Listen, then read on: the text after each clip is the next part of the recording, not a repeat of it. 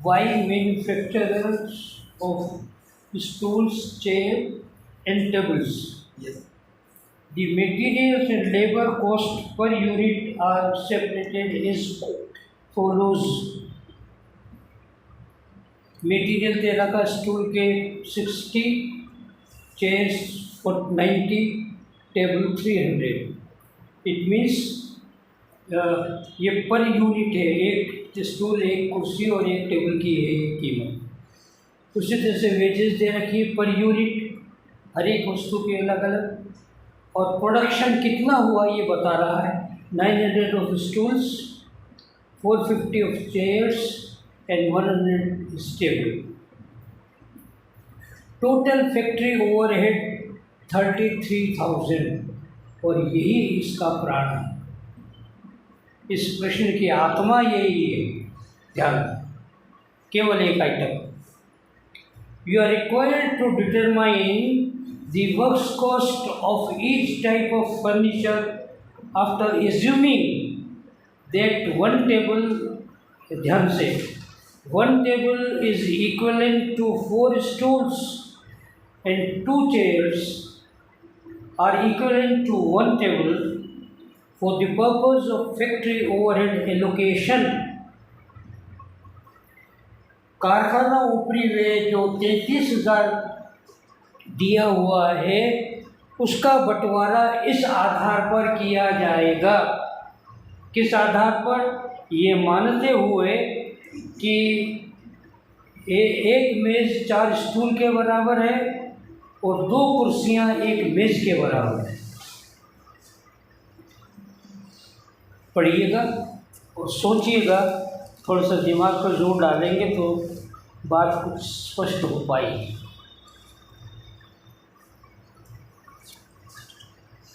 ये भी यूनिवर्सिटी के एग्ज़ाम्स में आया हुआ प्रश्न है, ध्यान रखें.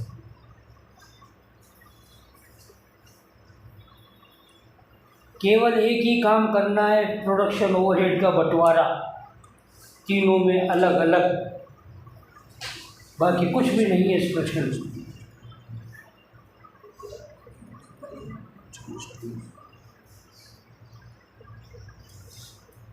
ये एक लाइन ही आपको नचा देगी चारों तरफ.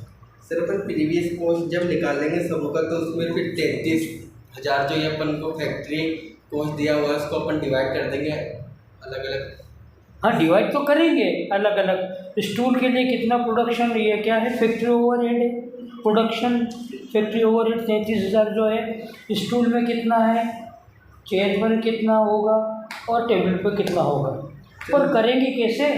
मटेरियल कॉस्ट को सर अपन में वेजेस जोड़ देंगे, फिर अपना जो अमाउंट आएगा उस आधार पर अपन एक चेयर की वैल्यू निकाल देंगे. यदि उसको जोड़ देंगे तो प्राइम कॉस्ट आएगी. मटेरियल वेजेस को जोड़ेंगे, उसके बाद कॉस्ट, फैक्ट्री कॉस्ट लेंगे ना. उसके बाद फैक्ट्री कॉस्ट तो उसमें आप जोड़ेंगे, प्रोडक्शन हो, ये फैक्ट्री ओवरहेड जब भी तो आएगी. अब जोड़ेंगे तो कैसे जोड़ेंगे? स्टूल में कितना जोड़ें, टेबल में कितना जोड़ें, चेयर में कितना जोड़ें, यही तो प्रश्न है. और मैंने कहा ना, यही इस प्रश्न की आत्मा है.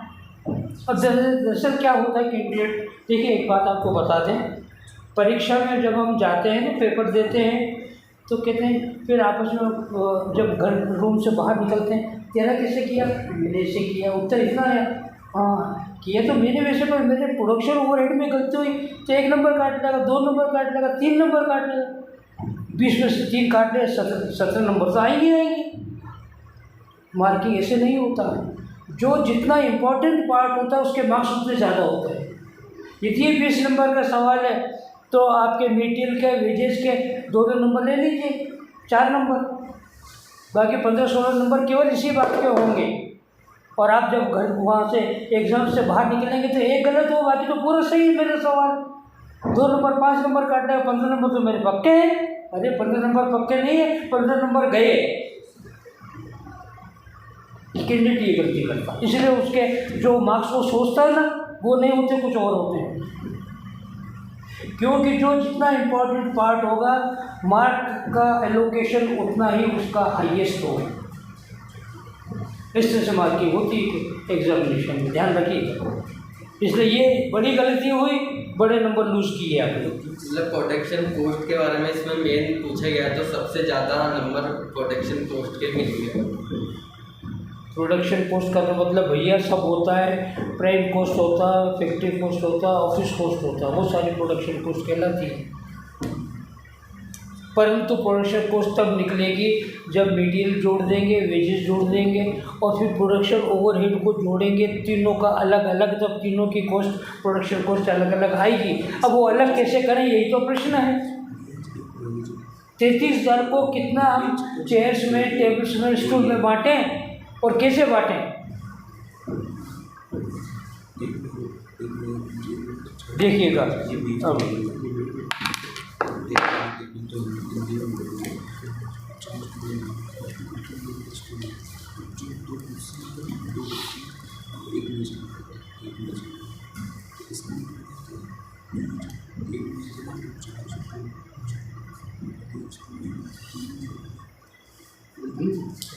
हाँ, लड़े ही दिमाग तभी विकास होता है माइंड का, जब आप कुछ एक्सरसाइज करेंगे। देखिए थोड़ा सा इधर गौर कीजिएगा। उसने कहा है ये स्टूल है,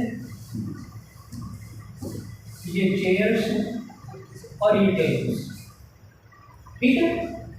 और उसने कहा है कि ये नंबर में 900 है नंबर,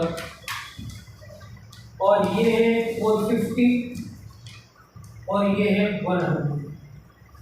ज़रा गौर कीजिएगा तो आप पाएंगे कि देखिएगा मटेरियल को, तो स्टूल पर मटेरियल लग रहा 60 रुपये का ही, चेयर में लग रहा उससे ज़्यादा 90 रुपये का, और टेबल में लग रहा उससे भी ज़्यादा 300। नंबर भी आपको इस बात को बता रहा है, स्टूल 900 बन रहे हैं, चेयर 450 बन रही है और टेबल केवल 100 बन रही है। इसका मतलब ये ज़रूर निकल रहा है कि इन तीनों प्रोडक्ट के साइज़ अलग अलग हैं। सबसे छोटा साइज़ स्टूल का है, उससे बड़ा साइज़ चेयर का है और सबसे बड़ा साइज़ टेबल का है। बस मुझ में आ गई ना। तो जब भी कोई ओवरहेड या कोई एक्सपेंडिचर को हमें अलग अलग डिस्ट्रीब्यूट करना है, जिससे कल वाले प्रश्न में टॉयज़ में हमने किया था, तो साइज़ को ध्यान रखना पड़ता है, नंबर 1। नंबर 2 हमें ध्यान रखना पड़ता है नंबर ऑफ क्वान्टिटीज़, जितना प्रोडक्शन हम कर रहे हैं, कितनी इकाइयों का, कितनी वस्तुएं बना रहे हैं, इन 2 बातों, उसके आधार पर इन खर्चों का बंटवारा किया जा सकता है। केवल एक आधार पर ले लें, साइज़ के आधार पर, तो एलोकेशन सही नहीं होगा। केवल क्वांटिटी के आधार पर ले लें तो एलोकेशन सही नहीं होगा। दोनों को मिला करके और फिर इन खर्चों का बंटवारा किया जाना चाहिए, जिसे हम टॉयज़ के कैलकुलेशन में कर चुके हैं पिछले टाइम पर, ठीक है। अब ज़रा देखें, उसने एक लाइन बीच में लिखी है जो बड़ी इम्पोर्टेंट है।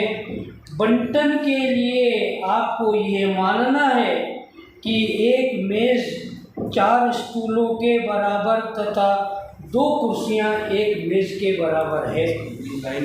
यही लाइन।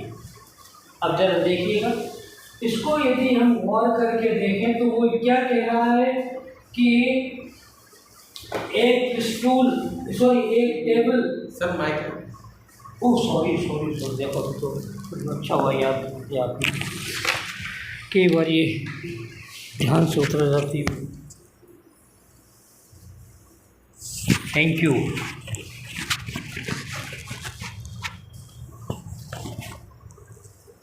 हाँ जी, आइए। तो ये प्रश्न ये कह रहा है कि हमारे प्रोडक्शन ओवरहेड का एलोकेशन डिस्ट्रीब्यूशन जो होगा वो किस तरह किया जाना चाहिए। उसके लिए 2 बेस हमारे पास है, एक तो नंबर ऑफ प्रोडक्ट्स प्रोड्यूसिंग और मैन्युफैक्चरिंग, कितनी वस्तुएं हम बना रहे हैं वो, और दूसरा उसका साइज़। और साइज़ क्या है, उसने कहा कि एक टेबल बराबर है 4 स्टूल के और 2 कुर्सी के, ये है।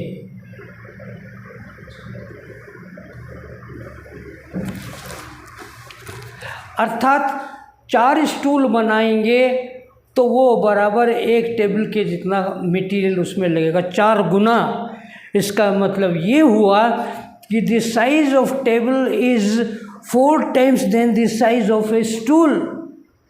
स्टूल का एक जो साइज़ है उसका करीब 4 गुना साइज़ जो है वो टेबल का है। बस समझ में आ गई। अर्थात यदि हम ये कहें, इसको रिवर्स कर दें, इसको वेट दें, तो यदि हम ये कहें कि एक स्टूल बनेगा उसका 4 गुना खर्च आएगा, एक स्टूल बनाने पर जो मटेरियल लगेगा, ये जो खर्च आएगा उसका 4 गुना खर्च आएगा टेबल में। यही मतलब हो गया, यही मतलब हो गया, क्योंकि उसका साइज़ 4 गुना बड़ा है, तो एक स्टूल में जो खर्च आएगा उसका 4 गुना टेबल में खर्च आना चाहिए और उसका 2 गुना खर्च आना चाहिए कुर्सी में। ये मतलब हो गया। हमारे काम की चीज़ ये है। ये 2 बातें हैं।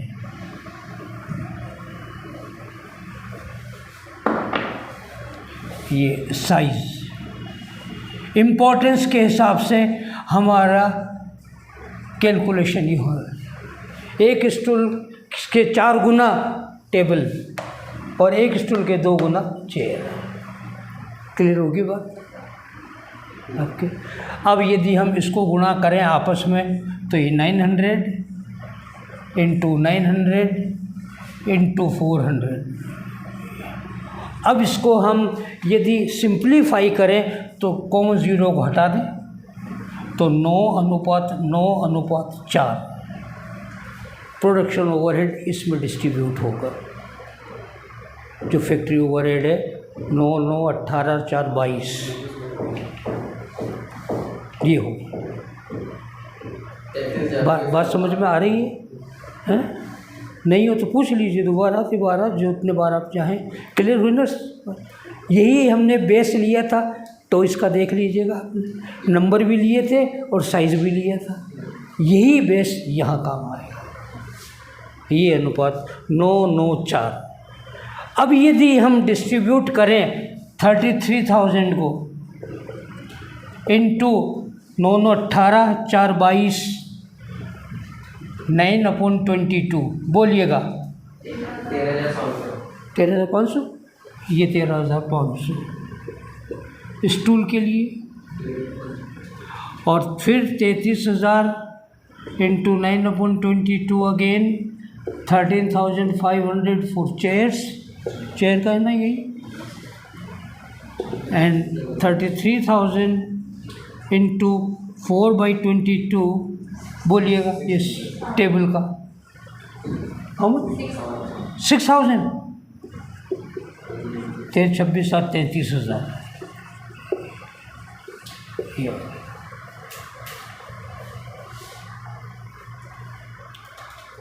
और अब इस प्रश्न के उत्तर को वेरीफाई करना तो वो बात अब आगे आएगी। पहले तो जो ख़ास बात है वो समझ लीजिएगा। ये चीज़ समझ में आ गई है आपके? क्लियर? चलें आगे, उतार लीजिए जिनको उतारना है।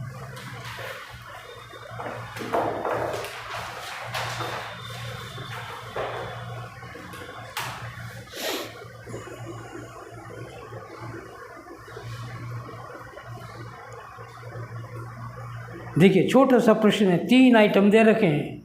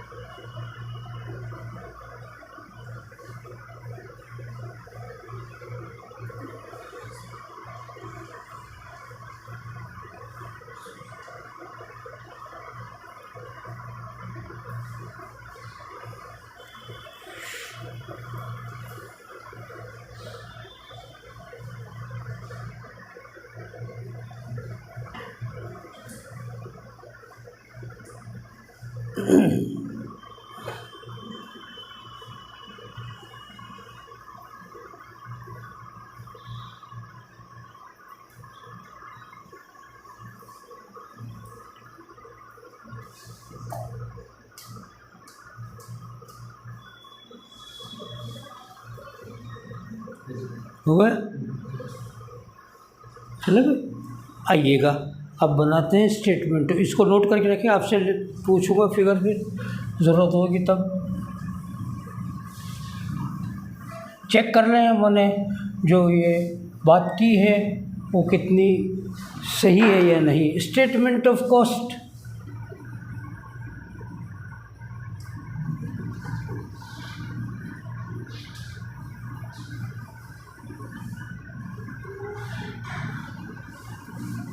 Stool,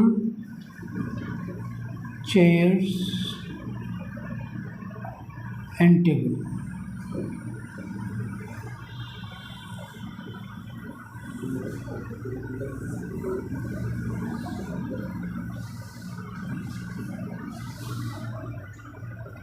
number of output,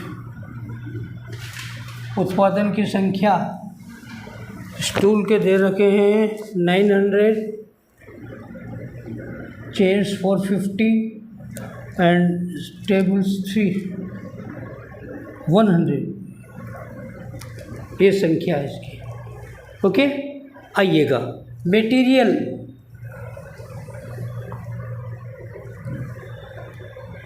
stool eight the rate of 60 को गुणा करें 900 से। 60, एक टेबल स्टूल का खर्चा मटेरियल का 60 रुपये, तो 900 का कितना? 54,000। चेयर्स में 90 को मल्टीप्लाई कर रहे हैं 450 से, 90 × 450, 40,500। और टेबल का पर यूनिट खर्चा रहा मटेरियल पर 300 × 100, 30,000, 30,000। ये मटेरियल तीनों में अलग अलग हो गया, इसमें कोई दिक्कत है ही नहीं, दे रखा है सीधा। Second, wages. Stool eight the rate of 80 है, 80 को 900 से मल्टीप्लाई करें 72,000। चेक कर लेना। फिर चेयर्स में वेजेस है at the rate of 100 rupees per unit, 100 × 450, 45,000। And table 250 × 100, 25,000।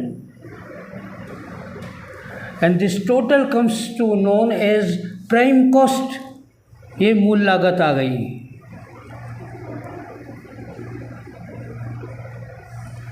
पहले का 1,26,000। कैलकुलेशन चेक करते चलना भाई। 85,500 and 55,000 in case of table.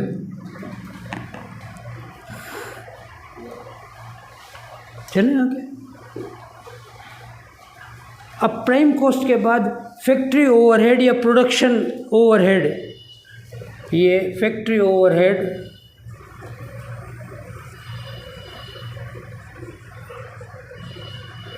$33,000 दे रखा है। तीनों का अलग कैलकुलेशन करें। स्टूल का 33,000 इंटू कितना था भाई, वो फॉर्मूले में कितनी थी figure? 9/22।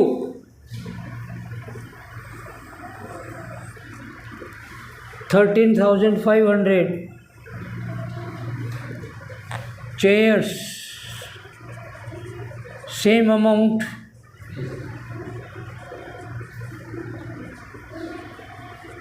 Tables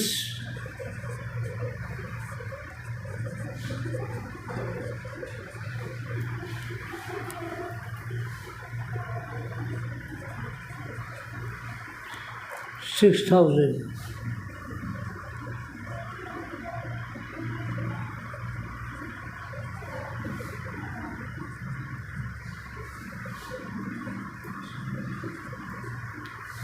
factory cost total करेंगे तो मालूम होगा। इसको वर्क्स कॉस्ट भी कहते हैं, आप जानते हैं।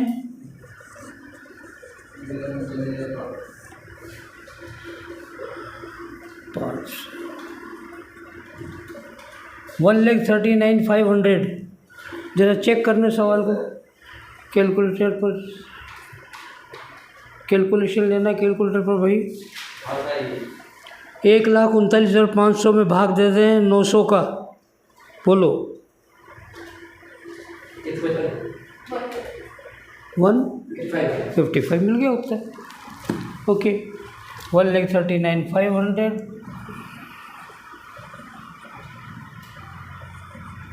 99,000 एंड 61,000।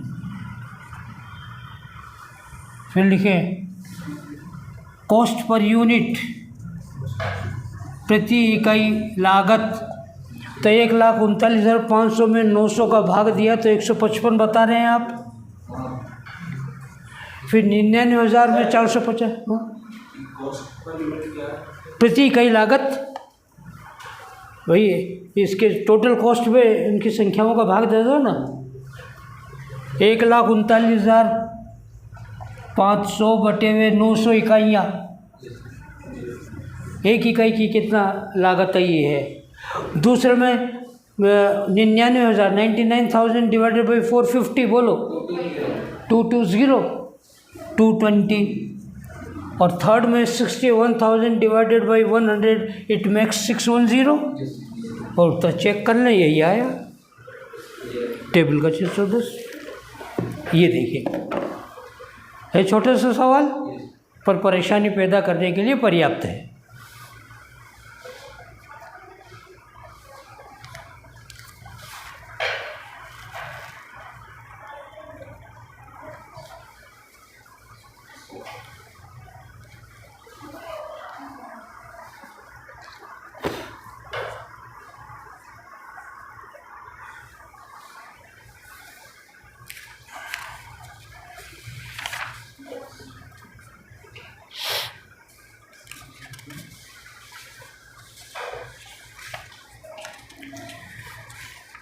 मैं जो टिपिकल क्वेश्चंस हैं वो ले रहा हूँ, ये मानते हुए कि भाई बाकी ये क्वेश्चन आप कर सकेंगे।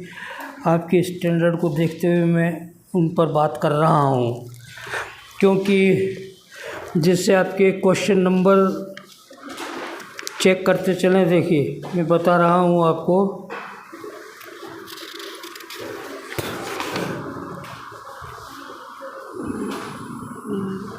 क्वेश्चन नंबर 6 तक तो कोई ख़ास बात है ही नहीं, बहुत ही सिंपल है। हाँ 7वां क्वेश्चन देखें। ये क्वेश्चन वही है जो ईंटों का हमने किया था। उदाहरण पेज नंबर 8.61 है मेरी बुक में। Question number 7 ditto same question, figures में चेंजेस हैं नो डाउट, बिल्कुल वही है जो उदाहरण हम कर चुके हैं। फिर आइएगा देखिए 8 क्वेश्चन भी बिल्कुल सिंपल है, 9 क्वेश्चन भी सिंपल है,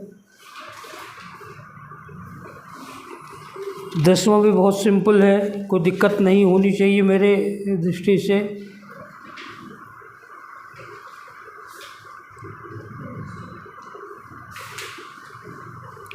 क्वेश्चन नंबर 11 जो है वो उसी प्रकार का क्वेश्चन है जैसा 11 और 12 दोनों, जो कूलर का प्रश्न हमने उदाहरण किया था। इतनी प्रतिशत लागत घटती बढ़ती है और ये होता वो कूलर का। और उससे पहले एक क्वेश्चन था वो पंखे बनाने का था।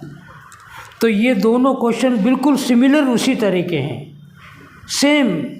हाँ अंकों का परिवर्तन ज़रूर है इनमें, बाकी कोई विशेष बात नहीं है। लैंग्वेज भी करीब करीब वैसी ही है, ध्यान रहे। ये दोनों क्वेश्चन 11, 12 बिल्कुल उसी तरह से हैं जैसे कि उसमें हमने किए थे। इसलिए मैं अब ले रहा हूँ एक तो क्वेश्चन नंबर 16, इसको लेंगे कल। थोड़ा सा बड़ा प्रश्न है ये और बड़ा इम्पोर्टेंट सवाल है, शायद इस बुक का सबसे टिपिकल सवाल होगा ये। Question number 16 Messrs Khandelwal electric company, मिल गया? हाँ, इसलिए आज फ़िलहाल मैं ले रहा हूँ आपके ये क्वेश्चन नंबर 19 को भी कल ही लेंगे। ये क्वेश्चन है तो सिंपल, परंतु ये अकाउंट फॉर्म में बनाना है। बस बात इतनी है, अकाउंट फॉर्म में इसको बनाना।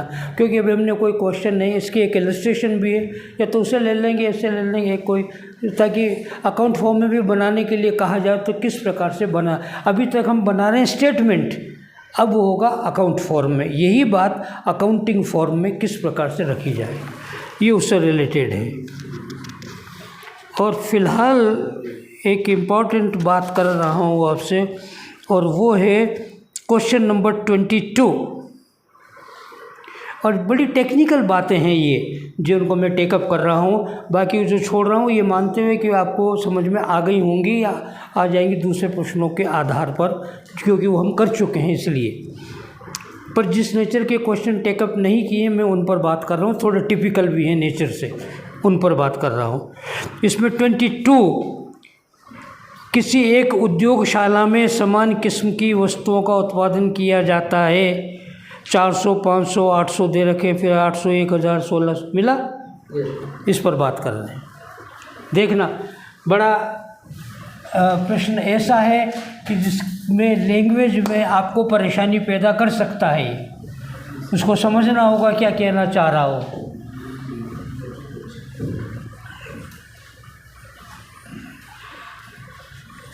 देखिएगा, किसी एक उद्योगशाला में समान किस्म की वस्तुओं का उत्पादन किया जाता है, यहाँ तक कोई ख़ास बात नहीं। आगे, उसकी 48 घंटों वाले एक सप्ताह की उत्पादन क्षमता 1500 इकाइयाँ है। एक सप्ताह में 1500 वस्तुएं बनाता है और एक सप्ताह में काम के घंटे 48 होते हैं। एक संडे को छोड़ दें तो बाकी हमारे पास 6 दिन बचते हैं, तो हर दिन 8 घंटे का काम हुआ। इसका मीनिंग ये निकल रहा। ओके, 3 लगातार सप्ताहों में, ध्यान से, जिनमें उत्पादन में परिवर्तन हुआ है, लागत के विभिन्न तत्वों के विवरण की सूचना निम्न प्रकार है। प्रति सप्ताह 48 घंटे कार्य होता है, ये पहले भी कह चुका। ये जो बीच की लाइन है यही इम्पोर्टेंट है, ध्यान रखना। आगे क्या कहता है, यूनिट्स प्रोड्यूस्ड इन 48 आवर्स। मैं लिख रहा हूँ यहाँ पर, आप समझिएगा फिलहाल तो।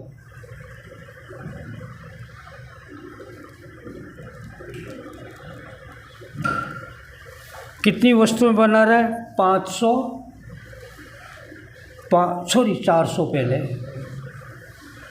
500 और 800। फिर कहता है डायरेक्ट मटेरियल, ये मटेरियल है आपका, और ये 800, 1000, 1600। ओके, डायरेक्ट वेजेस है ये, लेबर भी कहते हैं इसको। 1600, 2000 एंड 3200। फिर उसके बाद कहता फिक्स्ड ओवरहेड, ये फिक्स्ड ओवरहेड है, दोनों है फिक्स्ड एंड वेरिएबल। ये देखिए खास बात, 3800, 4000 एंड 4600। आगे क्या कहता है, आपको प्रति इकाई बिक्री मूल्य ज्ञात करना है। You are required to calculate selling price per unit. जबकि सप्ताह का उत्पादन 1000 इकाइयाँ हैं, यदि 1000 वस्तुएं बनाते हैं तो कितना होगा, अलग अलग बताना है। तथा बिक्री मूल्य पर 8 सही 1/3%, 8 होल नंबर 1/3 लाभ वसूल किया जाता है। अब फिर देखिएगा, सावधान, प्रॉफिट सेलिंग प्राइस पर दे आ गया है, तो इसलिए हमें कॉस्ट प्राइस पर इसको लेना होगा पहले, क्योंकि हमें जो कैलकुलेट करेंगे वो कॉस्ट प्राइस आएगी, सेलिंग प्राइस तो बाद में मिलेगी उसके प्रॉफिट जोड़ने के बाद, इसलिए ध्यान रहे। ओके, पढ़ लिया प्रश्न। अब प्रश्न आपसे है, बाकी बातों में कोई दम नहीं है। मटेरियल आपको दे रखा प्रति इकाई पर यूनिट, मालूम हो जाएगा आसानी से कि यदि 800 में 400 का भाग दे देंगे तो प्रति इकाई 2 रुपये हो गया। मटेरियल भी हो जाएगा, वेजेस भी हो जाएगी, इनमें कोई दिक्कत नहीं आएगी आपको। कठिनाई ये देगा फैक्ट्री ओवरहेड फिक्स्ड और वेरिएबल, ये इसका मीनिंग क्या हुआ, बस इतना बता दें। पढ़ लीजिए आराम से, लाइन जो मैंने बताई है वो उसकी इम्पोर्टेंट लाइन है जिसके आधार पर हम समझ सकते हैं इस बात को। ये भी मैंने संकेत कर दिया है। इसमें से आधा फिक्स और आधा वेरिएबल है। आधा तो नहीं है, दोनों मिला जुला है, ये बात तो सही है आपकी। आधे की तो बात मैं नहीं कह सकता हूँ अभी कि आधा है कि कितना है। हाँ, दोनों शामिल हैं, फिक्स्ड भी है और वेरिएबल भी है। बिल्कुल सही कहा आपने। जब 1500 तक तो फिक्स है, 1500 के बाद कितने 100 के बाद? 1500 का जो ऊपर की लाइन कह रही है उसके बेसिस पर नहीं, वो तो बेस नहीं बनेगा इसका। वो तो उसने बताया कि उसकी कैपेसिटी इतनी है, 1500 यूनिट्स बना सकता है वो per week within the period of 48 hours. ये उसने कहा मैक्सिमम कैपेसिटी ये है, इससे ज़्यादा नहीं बना सकता वो। और हमसे तो केवल 1000 वस्तुओं की कह रहा है, 1000 बनानी है तो क्या होगा।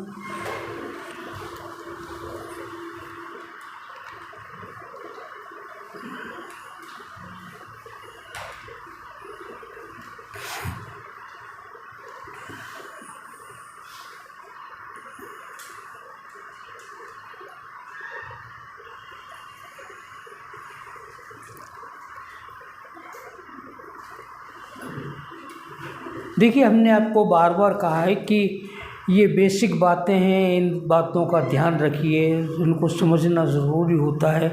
और उस समय आपको याद होगा हमने बताया था फिक्स्ड कॉस्ट क्या होती है, वेरिएबल क्या होती है, सेमी वेरिएबल क्या होती है, बताया था। ओके, इसलिए आपको बार बार कहते हैं देखिए इन बेसिक्स बातों को अच्छी तरह समझ लीजिएगा, तब ऐसे प्रश्नों का उत्तर हो सकता है, अन्यथा समझ में नहीं आएंगे।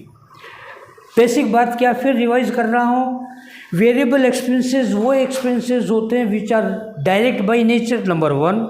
Number 2, which varies with the production in the same proportion, जिस अनुपात में उत्पादन में परिवर्तन होता है उसी अनुपात में वेरिएबल या परिवर्तनशील खर्चों में परिवर्तन होगा।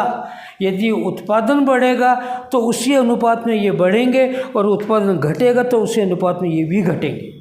उन्हें कहते हैं वेरिएबल। ठीक है ना, यही बताया था। अब इसको सुनना एक अलग चीज़ है और सुन के समझना अलग चीज़ है। आपने सुना ज़रूर है पर अभी तक समझा नहीं उसे अच्छी तरह से। देखिएगा कैसे, जब आपको ये बता दिया गया है कि भाई ये दोनों एक ही तरह के आइटम्स हैं और वेरिएबल किसे कहते हैं, फिक्स किसे कहते हैं। आप ये भी जानते हैं कि फिक्स्ड एक्सपेंसेस वो एक्सपेंसेस होते हैं विच doesn't change with the change in production. उत्पादन में परिवर्तन होगा तो उन पर प्रभाव नहीं पड़ता, वो तो कम हो ज़्यादा हो, ज़ीरो होगा तब भी खर्च करने पड़ेंगे। ठीक है, वो होते हैं। ओके, अब ज़रा देखिएगा इसको, लास्ट कॉलम पर इस पर ध्यान रखिए केवल। अभी ज़रा 400 वस्तुएं यदि हम उत्पादित कर रहे थे तो खर्चा था 3800 का टोटल खर्चा, जिसमें फिक्स्ड भी और वेरिएबल भी दोनों हैं। क्लियर होगी बात। अब आइए थोड़ा आगे, जब वस्तुएं 400 से 500 हो गई हैं तो खर्चा बढ़ कर के 3800 से 4000 पर हो गया है। ठीक, अगर देखना change in production, change in output कितना हुआ, 500 माइनस 400 और बराबर 100 वस्तुओं का उत्पादन बढ़ा है, यही है ना। ओके, उससे चेंज इन ये फिक्स्ड ओवरहेड में कितना परिवर्तन आया, 4000 माइनस 3800 बराबर 200 रुपये बढ़ गए हैं। पहले 4000 था, पहले 3800 था, अब 4000 हो गया, तो उत्पादन के खर्चे में 200 रुपये की वृद्धि हुई। ओके, आइए थर्ड पर ये इसके देंगे। चेंज इन आउटपुट कितना हुआ? 800 माइनस 500 बराबर 300 का उत्पादन बढ़ा है। तो खर्चा कितना बढ़ गया? खर्च बढ़ गया 4600 माइनस 4000, तो खर्चे में वृद्धि होगी 600 की। ठीक है ना। अब ज़रा इसका मतलब ये हुआ कि उत्पादन 300 बढ़ा था तो खर्चा दुगना 600 बढ़ गया, उत्पादन 100 बढ़ा था तो खर्चा दुगना 200 हो गया ना ये। अब इस बात को पकड़िएगा, समझिएगा। इसका मतलब आपको ये बताया था कि बढ़ते कौन से खर्चे हैं? जो वेरिएबल होते हैं। इसका मतलब ये हुआ, इसका मीनिंग ये हुआ कि यहाँ पर दुगनी जो वृद्धि हुई है यहाँ और यहाँ, ये 200 बटे हुए 100 बराबर दुगनी वृद्धि, और यहाँ पर भी 600 बटे हुए 300 करेंगे तो ये दुगनी वृद्धि। ठीक है, अर्थात प्रति इकाई 2 रुपये बढ़ रहे हैं। जो बढ़ रहे हैं वो खर्चे कौन से होते हैं? वेरिएबल। इसका मतलब 2 रुपये प्रति इकाई खर्चा जो है वो वेरिएबल है और बाकी का यही है। इसलिए आपको कहते हैं, देखिए उन परिभाषाओं को जब बताते हैं बड़ा गौर से समझिएगा। लिखने को बहुत छोटी चीज़ें होती हैं, परंतु जब ज़रूरत होती है तो वो छोटी बातें बहुत बड़ा रोल प्ले कर जाती हैं, बहुत बड़ा। जैसे इसमें वेरिएबल की परिभाषा क्या है, ये यहाँ काम आएगी। ऐसे प्रश्नों में काम आती हैं ये चीज़ें, इसलिए बड़ा सावधानी इसमें। इसका मतलब ये हुआ कि 2 रुपये प्रति इकाई वेरिएबल खर्चा है तो बाकी का फिक्स होगा। जरा थोड़ा सा चेक कर लें इस बात को, वेरीफाई करते हैं। ज़रा देखिएगा, 400 वस्तुएं का उत्पादन हुआ तो 2 रुपये प्रति इकाई हमारा वेरिएबल खर्चा है, बाकी का फिक्स है। इंटू 2 रुपये का ही किया तो ये हो गया 800 रुपये, तो वेरिएबल हो गया। अब 800 वेरिएबल है तो बाकी फिक्स 3000, ये 3000 ये फिक्स हो गया। ठीक है, ये तो कोई दिक्कत नहीं आ रही। अब ज़रा थोड़ा, ये फर्स्ट है मान लो, ये सेकंड और ये थर्ड मान लेते हैं। मान लीजिए सेकंड पर चलते हैं, ये फर्स्ट था, सेकंड पर चलते हैं। 2 रुपये प्रति इकाई वेरिएबल होता तो 500 इकाइयों पर 2 रुपये वेरिएबल 1000, और फिक्स कितना होगा? 3000, उसमें कोई चेंज नहीं होगा, तो 3000 फिक्स होना चाहिए।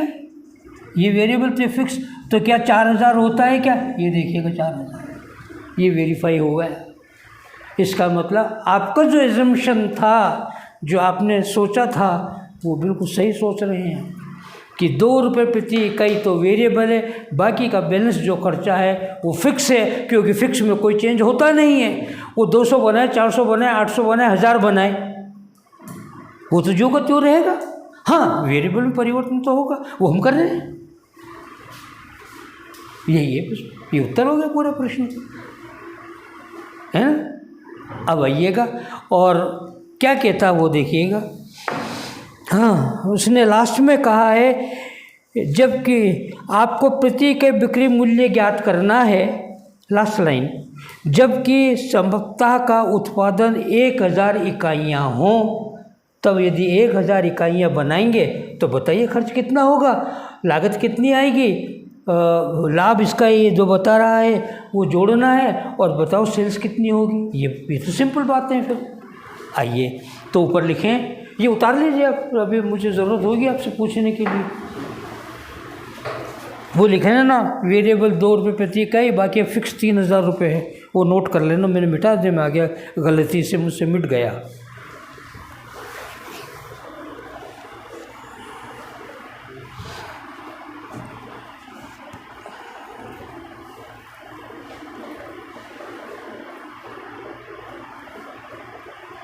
इसलिए कंसेप्शन क्लियर होना चाहिए, प्रश्न फिर कोई सा भी हो।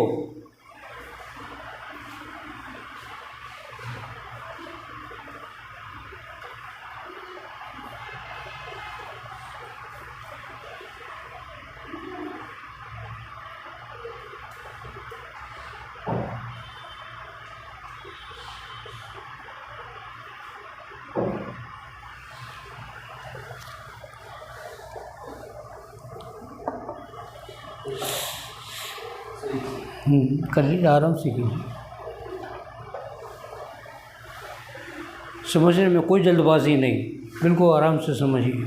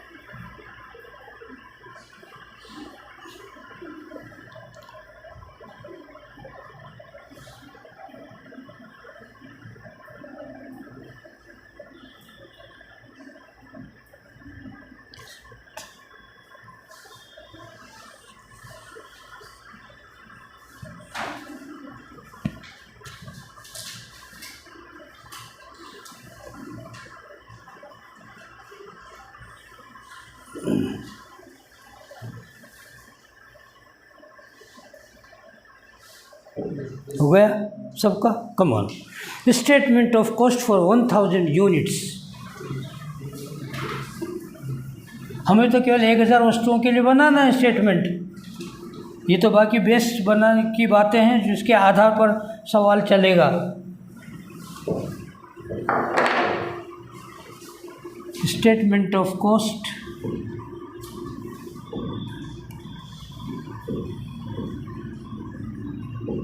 फॉर 1000 यूनिट्स, 1000 इकाइयों के लिए। ध्यान रहे,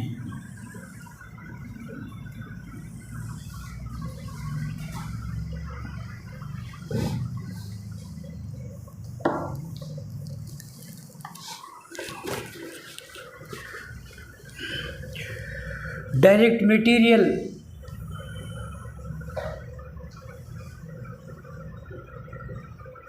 आपके दे रखा है 800/400 ये वस्तुओं के लिए, तो प्रति इकाई हो गया @2 पर यूनिट हो गया। और 1000 वस्तु बना रहे हैं इंटू 1000 यूनिट्स, तो ये 2000 रुपये। ये डायरेक्ट मटेरियल हो गया। नाउ डायरेक्ट लेबर,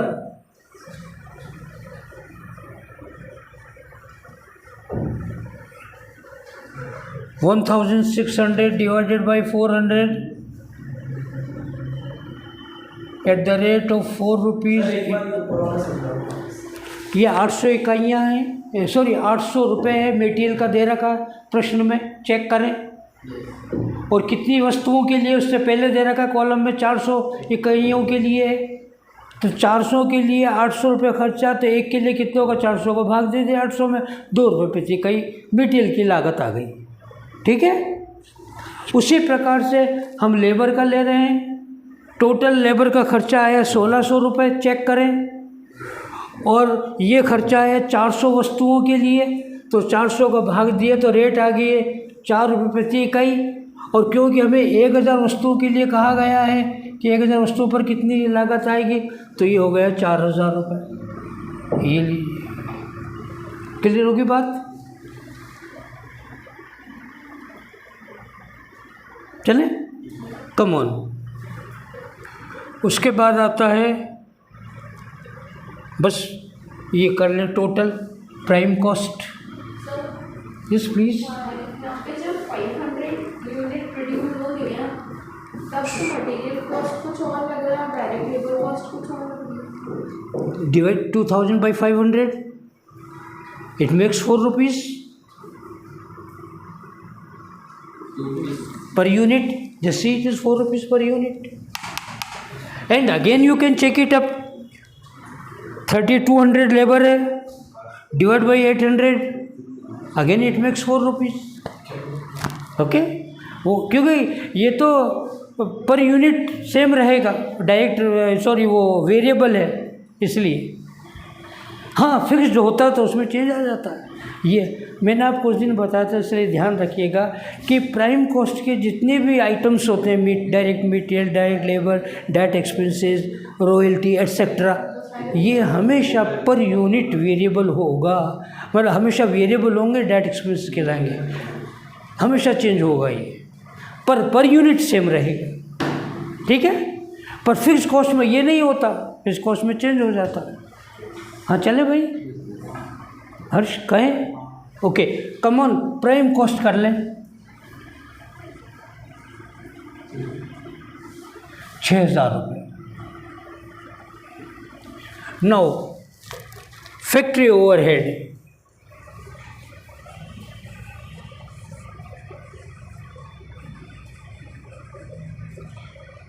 इसके 2 भाग करें। पहले फिक्स्ड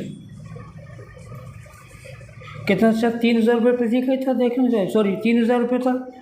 ये फिक्स तो है 3,000 रुपये, नो चेंज, चाहे वो आउटपुट कितना 400, 800, 1,000 कितना भी हो, ये 3,000 ही रहेंगे। वेरिएबल ये परिवर्तित होगा eight the rate of ₹2 per unit निकाला था शायद, 2 पर यूनिट। तो 2 × 1,000 बना रहे हैं हम वस्तुएं अब, तो 2,000 इसका खर्च होगा। टोटल फैक्ट्री ओवरहेड हो जाएगा 5,000 फाइनल कॉलम में। टोटल कॉस्ट, वो तो कोई खर्चे दे नहीं रहा, तो यही टोटल कॉस्ट हो जाएगी। यही कॉस्ट ऑफ प्रोडक्शन कहलाएगा, यही ऑफिस कॉस्ट भी कहलाएगा, किसके अलावा कुछ है ही नहीं, जो कुछ भी अब यही है। और वो टोटल कॉस्ट हो रहा ये है 11,000। वर्किंग नोट में लें प्रॉफिट का कैलकुलेशन।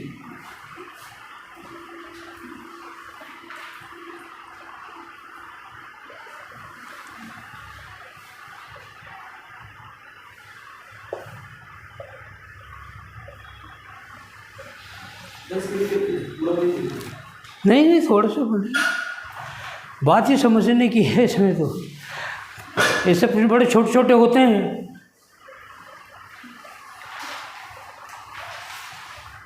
वो रहीम ने कहा ना, देखन को छोटन लगे घाव करे गंभीर, तो ये दिखते छोटे छोटे, परंतु परेशान करने के लिए बहुत होते हैं। ओके, चलूँ आगे? हो गए सबका? Common working note, profit on sales, it is given 8 whole number 1/3%। 8 3 24 और 25, क्यों भाई? 25/3 ये हो। ये प्रॉफिट दे रखा सेल्स पर। अब हो रहा है conversion rate of profit from sales to cost. Rate of profit from sales price to cost price।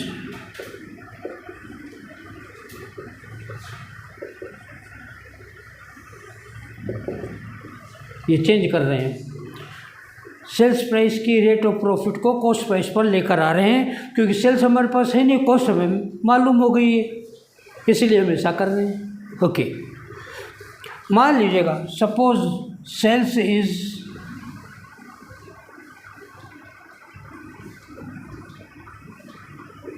100, less profit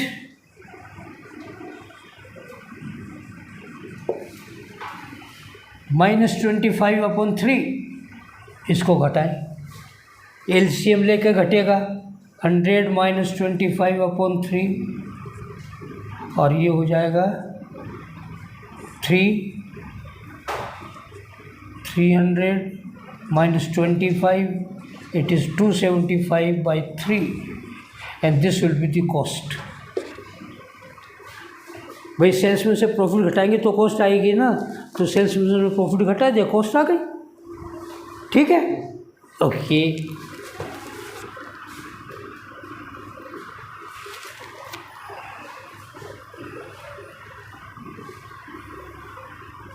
If sales price is 100, the cost price is 100, then 75. 275 upon 3 is the cost price. The profit is 25 upon 3.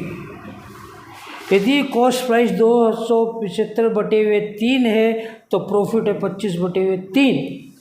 यदि ये 1 होगा तो ये होगी 25/3 multiplied by 3/275। और यदि ये 100 होगा तो कितनी होगी? इंटू 100।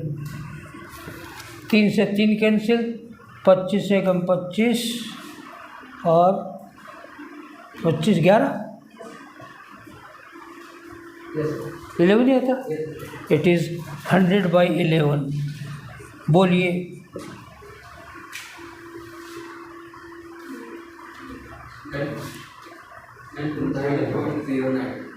9.09 लिख दो।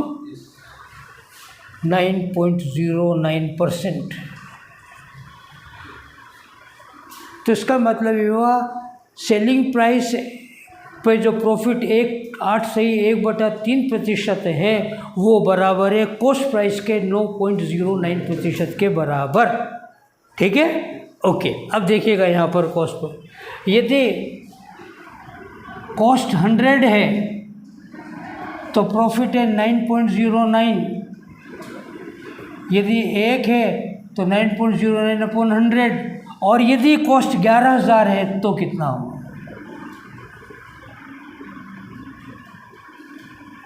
बोलिए।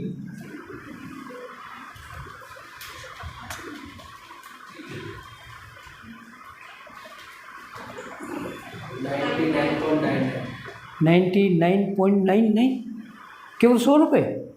999 अच्छा 999, ओके। 999.9 make it 1000 approximate. उत्तर चेक करें।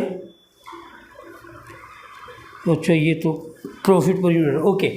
Add profit,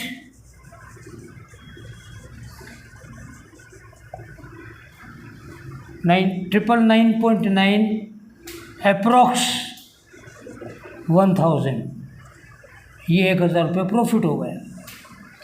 there for sales price 12,000 रुपये। फिर लिखें सेलिंग प्राइस पर यूनिट, प्रति इकाई विक्रय मूल्य। तो 12,000 बटे हुए 1,000 वस्तु बना रहे हैं तो 12 रुपये प्रति इकाई विक्रय मूल्य होगा उस वस्तु का। चेक कर लें उत्तर, यही आ रहा है। प्रति इकाई वस्तु का विक्रय मूल्य 12 रुपये रहेगा। इसका मीनिंग ये हो गया। ये देखिए इस तरह से कैलकुलेशन होता है। ख़ास तौर से सेलिंग प्राइस कॉस्ट प्राइस का ध्यान रखिएगा थोड़ा, क्योंकि बार बार काम आएगा ये भी हर टॉपिक में।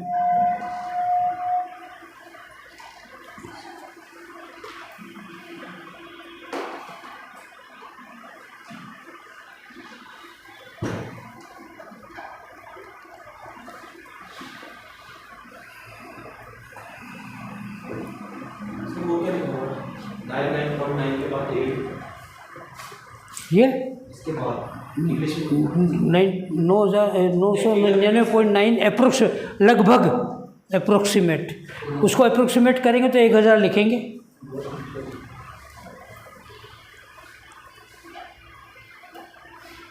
लगभग 1,000 रुपये।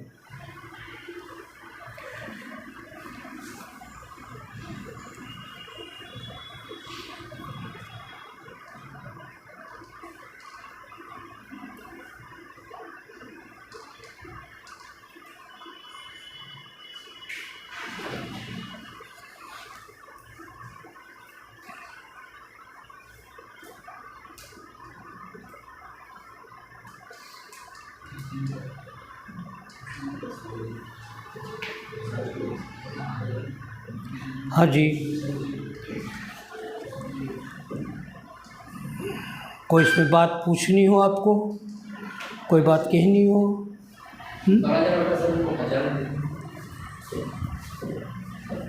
ये सर हाँ 1000 है सब, 10 है, 1000 वस्तुएं हैं ना, 1000 का चल रहा है स्टेटमेंट हमारा, 100 नहीं 1000।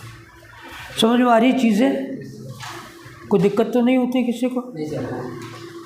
देखिए यही फ़र्क होता है किसी भी इंस्टीट्यूट में या कहीं भी पढ़ लेना। हो सकता कई बच्चों को ये लगता है भाई ये फ़ीस ज़्यादा है, पर हम हमारी पूरी मेहनत करते हैं बेटा, हम मेहनत से जी नहीं छिपाते हैं और पूरा ईमानदारी से बच्चे के साथ जस्टिफिकेट। हाँ, हम वो धंधे नहीं करते हैं जो गलत तरीके होते हैं। अच्छा हम आपको गेस्ट पेपर दे देंगे, हम नोट्स बना के दे देंगे, वो हमसे नहीं होते। काम ईमानदारी का करेंगे, हाँ ईमानदारी का लेंगे, ये इंसानियत ज़रूर रखेंगे। यदि कोई गरीब बच्चा नहीं कहता है तो कोई बात नहीं, तो इतना वो कोई कहता साहब मैं तो दे ही नहीं सकता हूँ, तो भैया कोई बात नहीं।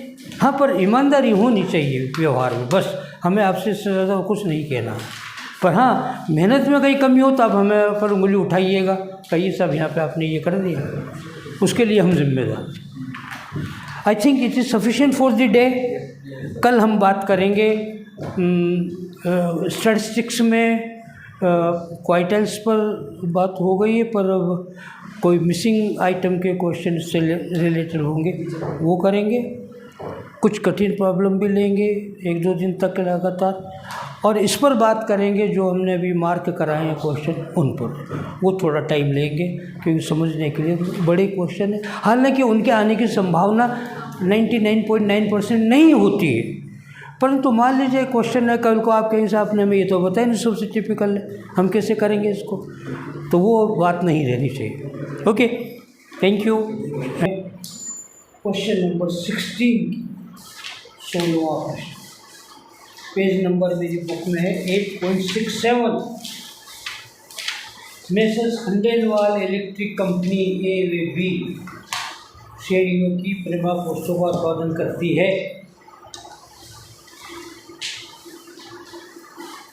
मिल गए?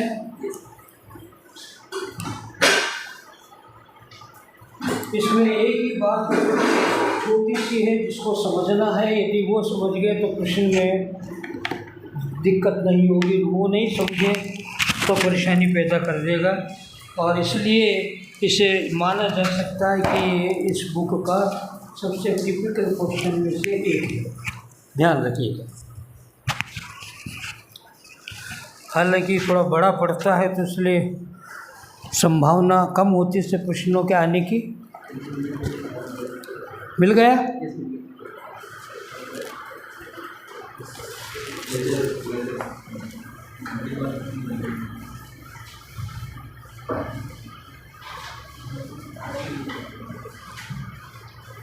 Cost accounting, single and output costing, इकाई लागत लेखांकन। अच्छा, एक बात ये थी, कल आप लोग आओगे नहीं? छुट्टी तो नहीं रखोगे शिवरात्रि की वजह से? नहीं वो भाई आप आ रहे हो तो फिर मैं आऊँगा, नहीं तो फिर मैं नहीं आऊँगा, मेरा मतलब ये है। प्रेरणा आएंगे? ठीक है, पर पहले यहाँ पूछ लेंगे भाई कहीं ये बंद ना रखे, हम आए और ये बंद मिले। जी हाँ हाँ, ये भी देख लेना। Okay, Messrs Khandelwal electric company A व बी श्रेणियों की परिमाप वस्तुओं का उत्पादन करती है। दोनों श्रेणियां उसी सामग्री से उत्पादित की जाती हैं और निम्न प्रकार बेची जाती हैं। 2 प्रकार की वस्तुएं बन रही, पर रॉ मटेरियल दोनों में एक ही प्रकार का काम आ रहा है। ठीक है, ये कह रहा है वो। परिमाप होता है स्टैंडर्ड साइज़, जैसे भाई 3x4। अब जैसे बाटा शू कंपनी है, सबसे छोटे साइज़ का शूज़ मान लीजिए 5 नंबर बनाती है और सबसे बड़े साइज़ का शूज़ मान लीजिए 15 नंबर का बनाती है, तो स्टैंडर्ड है ये। अब 4 नंबर का शूज़ लेने जाओगे बाटा शू कंपनी पे नहीं मिलेगा, 15 नंबर से बड़ा साइज़ का लेना चाहोगे नहीं मिलेगा, क्यों? बना दिए नहीं, एक स्टैंडर्ड फिक्स कर रखा, उसे परिमाप वस्तु कहते हैं। ओके, ग्रेड ए ये विक्रय बता रहा, तथा निम्न प्रकार बेची जाती हैं। ध्यान रखना प्रश्नों के एक एक शब्द का।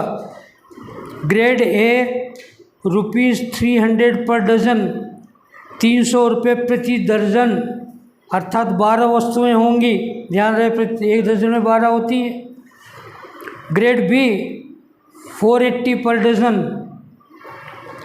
क्रेताओं को प्रोत्साहन के रूप में फर्म की यह व्यवस्था है कि 1 दर्जन के लिए 13 वस्तुएं दी जाएं। ये इसका सबसे इम्पोर्टेंट बात है, ध्यान रखना। तो 1 डजन जब बेच रहा है तब माल माना जा रहा है 13 वस्तुओं का, जबकि 1 दर्जन में 12 वस्तुएं होती हैं, परंतु 1 वस्तु वो एक्स्ट्रा दे रहा है ताकि सेल्स को प्रमोट कर सके। तो सेल्स प्रमोशन के लिए वो 12 की जगह 13 वस्तुएं दे रहा है। उसके हिसाब से 1 दर्जन का मतलब 13 वस्तुएं हो गई सेल्स के समय। ध्यान रखना, हर जगह नहीं, सेल्स के टाइम। ओके, हाँ वापस ये है, देखिए क्या कहता है वो कि तथा निम्न प्रकार बेची जाती हैं। ग्रेड ए 300 रुपये प्रति दर्जन और ग्रेड बी 480 रुपये प्रति दर्जन। परंतु आगे अब देख, क्रेताओं को प्रोत्साहन के रूप में फर्म की ये व्यवस्था है कि 1 दर्जन के लिए 13 वस्तुएं दी जाएं। बात समझ में आ गई?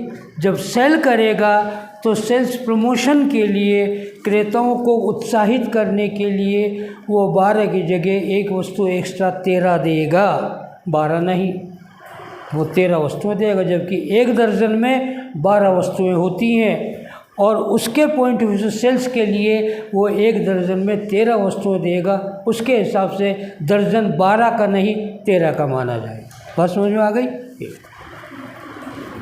आगे दी जाए प्रति वस्तु। हाँ हाँ बोल। इसमें मतलब 1 दर्जन में 13 वस्तु मानी है, 13 वस्तुएं हैं। हाँ हाँ, तो इसके हिसाब से 13 वस्तुओं का 1 दर्जन होगा। हाँ, वो भी कब? सेल्स के टाइम, उत्पादन के समय नहीं, ध्यान रहे। हाँ, उत्पादन तो 12 के हिसाब से होगा, पर जो सेल करेगा तो वो 13 वस्तुएं देगा। ये आगे क्या कहता है? प्रति वस्तु विक्रय मूल्य निम्नलिखित अनुमानों पर आधारित है। अनुमान क्या है? रॉ मटेरियल दोनों का दे रखा 3 रुपये और 5 रुपये प्रति इकाई।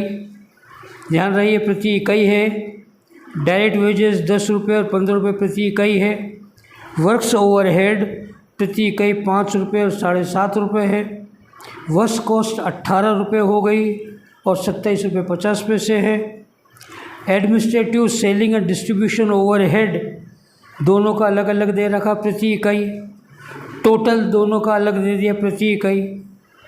फिर आगे कहता है 31 मार्च 2015 को समाप्त होने वाले वर्ष के लिए लेखे तैयार करने पर वास्तविक लागत निम्न प्रकार ज्ञात हुई।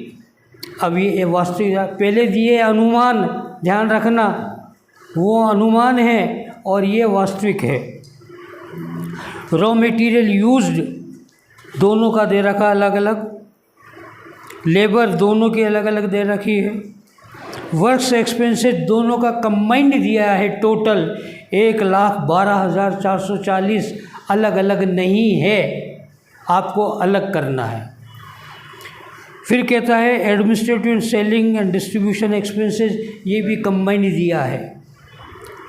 आगे कहता है ये वर्ष के दौरान श्रेणी ए तथा श्रेणी बी की बिक्री क्रमशः 1,80,000 रुपये तथा 2,40,000 रुपये की हुई। ध्यान ये रखना है कि ये बिक्री दे रहा है in terms of amount, not in terms of quantity. मात्रा नहीं है, वो अमाउंट है, ध्यान रखिएगा। ओके। और 31 मार्च 2015 को हस्तस्थ स्टॉक मतलब closing stock in hand on 31 मार्च, जिसे फर्म की अनुमानित कारखाना लागत पर मूल्यांकित किया गया। ए में है 7,200 का और बी में है 16,500। ये स्टॉक है, क्लोजिंग स्टॉक।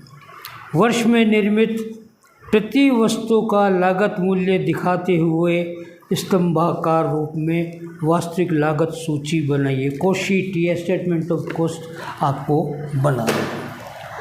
अब ज़रा आपको ये पढ़ कर के देखना कि कहाँ कठिनाई आपको महसूस हो रही है, क्या कठिनाई है और कहाँ है।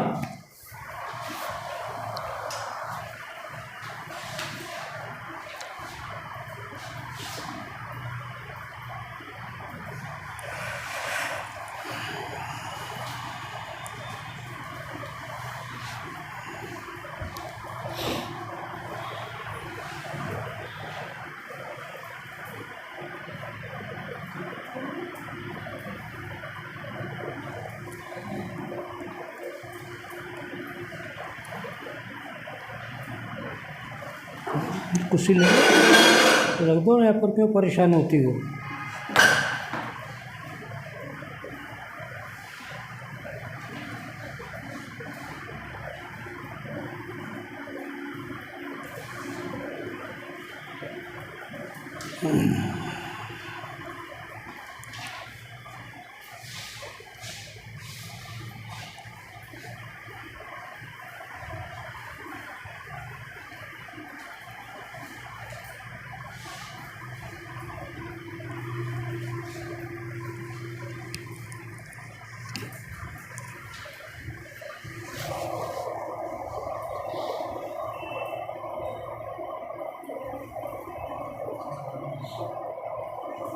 ओवरहेड 1,12,440 रुपये दिया सर। इसके सर दोनों का कंबाइंड है तो सर अपन इनका अनुपात निकाल के अलग अलग करेंगे।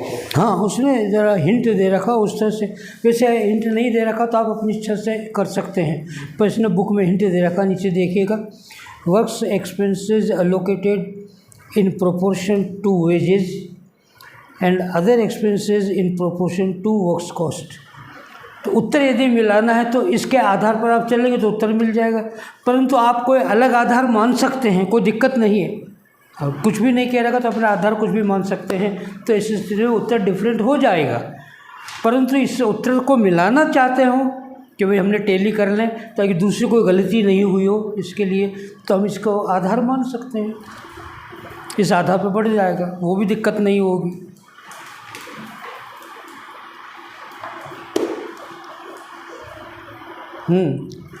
कुछ क्लियर हुआ?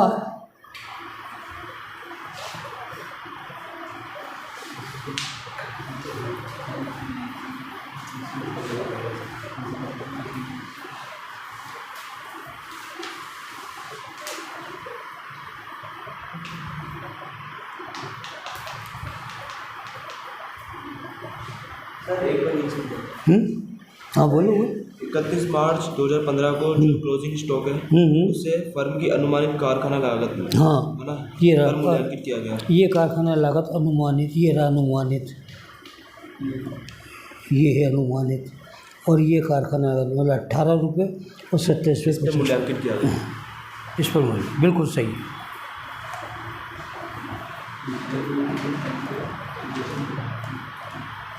हो गए? बोलिए भाई, क्या दिक्कत आई, कहाँ क्या दिक्कत आई? दिक्कत इसमें देखिए, एक तो सबसे बड़ी आएगी वो जिसने जानबूझ करके ये बात लिखी है, वर्ष में निर्मित प्रति वस्तु का लागत मूल्य दिखाते हुए स्तंभाकार, खैर वो तो कॉलमर बुक में फॉर्म में देना है। ख़ास बात ये है कि इसने कहा है कि हमें कॉस्ट पर यूनिट दिखानी है विक्रय मूल्य सहित तक। टोटल करेंगे तब कोई दिक्कत, टोटल कॉस्ट लेंगे ना तब तो दिक्कत आएगी नहीं, और ये प्रति इकाई इसने कह दिया तो दिक्कत आ जाएगी। क्यों दिक्कत आएगी अब ये देखिए, सुन लीजिएगा, ज़रा गौर कीजिएगा तो आप पाएंगे कि इसने क्लोजिंग स्टॉक दे दिया है अमाउंट में, परंतु क्वांटिटी कहाँ है? अमाउंट दे रखा है, देखिएगा हस्तक स्टॉक श्रेणी ए का 7,200 रुपये और बी का 16,500 रुपये था। ठीक है, ये एक तो दिक्कत यहाँ आएगी। दूसरा दिक्कत ये आएगी कि जब हम उत्पादन करेंगे, उत्पादन को ही बाद में सेल में कन्वर्ट करना पड़ेगा। तो उत्पादन करेंगे, जितनी वस्तुओं का हमने रॉ मटेरियल लगाया प्लस उसमें यदि ओपनिंग स्टॉक है तो वो जोड़ेंगे और क्लोजिंग स्टॉक को घटाते हैं अंत में, तो कितना घटाया जाए, क्योंकि हम 13 वस्तुओं को मान करके चल रहे हैं 1 दर्जन में, उसने कहा है, वहाँ आएगी दिक्कत। ये कठिनाई वाली बात है इसकी। चलें, जो एरिया है जिसमें प्रॉब्लम हो सकती है वो एरिया ये है। चलें अब ओके, ध्यान से देखना। वर्किंग नोट के लिए स्पेस रखना, मैं इधर रखूँगा वर्किंग नोट के लिए, इधर स्टेटमेंट ऑफ कॉस्ट बन रहा है।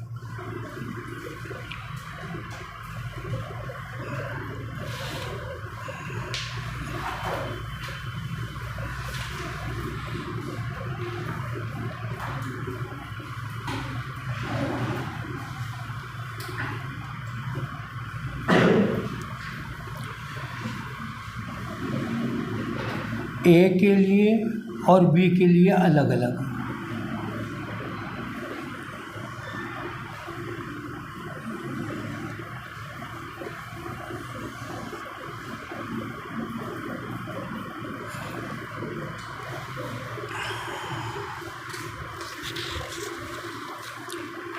चलें, पहले वर्किंग नोट में स्थिति स्पष्ट कर लें।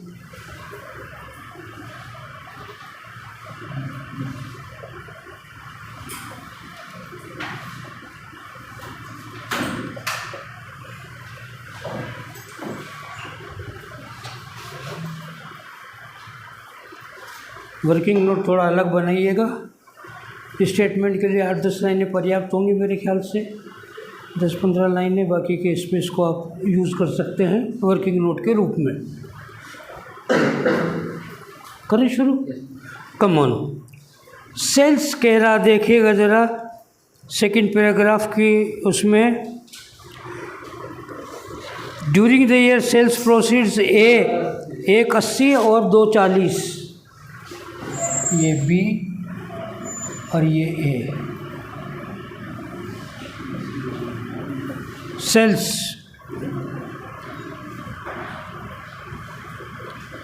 1,80,000 और ये 2,40,000।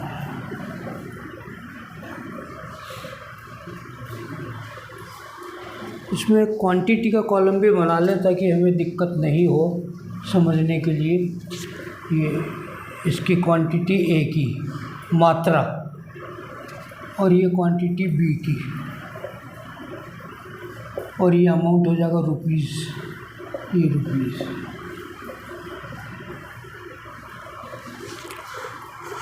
और सेल्स हमने की है, और वो कहता है, ज़रा फर्स्ट लाइन को पढ़िएगा, पता लग जाएगा कितनी सेल्स हुई है। फर्स्ट लाइन में उसने कहा है दोनों श्रेणियां उसी सामग्री से उत्पादित की जाती हैं तथा निम्न प्रकार बेची जाती हैं। ग्रेड ए 300 रुपये प्रति दर्जन और ग्रेड बी 480 रुपये पर डज़न। ठीक है ना? तो आइएगा, ये मात्रा, क्वांटिटी सेल्स की 1,80,000 बटे हुए 300 रुपये प्रति डज़न, तो कितना हो गया ये? 600।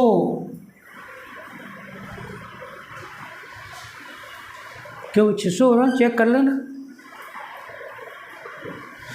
600 डज़न।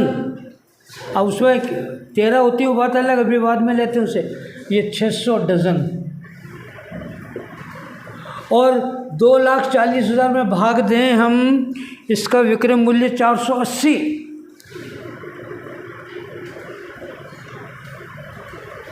बोलिए 500। तो दूसरे में है 500 डज़न और इसका मूल्य 2,40,000।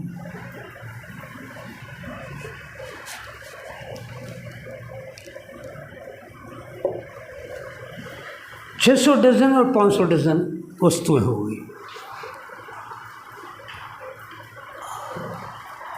आप जानते हैं कि सेल्स में से हम